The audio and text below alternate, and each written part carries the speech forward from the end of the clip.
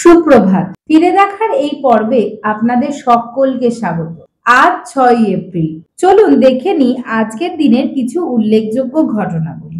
1931 সালের 6ই এপ্রিল অর্থাৎ আজকের দিনেই ভারতীয় বাঙালি অভিনেত্রী সুচিত্রা সেনের জন্ম।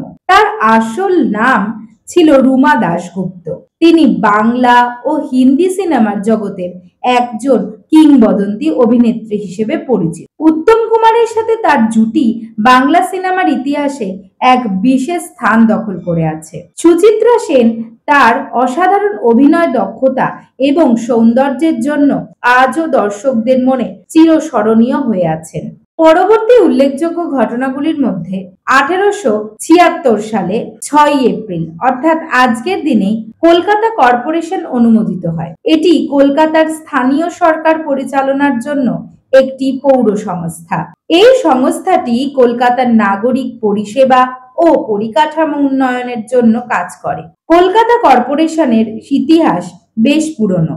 এর বিভিন্ন রূপান্তরের মধ্যে দিয়ে আজকের এই সংস্থা তৈরি হয়েছে। প্রতি বছর 6ই এপ্রিল অর্থাৎ আজকের দিনেই উন্নয়ন এবং শান্তির জন্য আন্তর্জাতিক ক্রীড়া দিবস পালন করা হয়।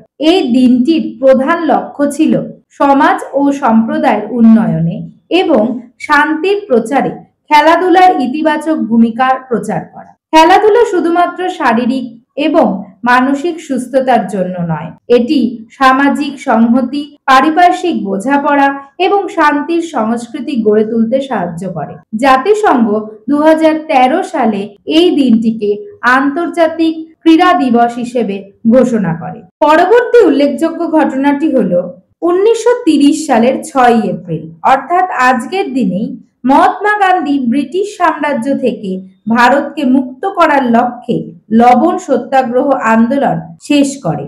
এই আন্দোলনের সমাপ্তি ঘটে যখন গান্ধীজি সকাল 6:30টায় লবণ আইন ভঙ্গ করে প্রথম লবণ তৈরি করে।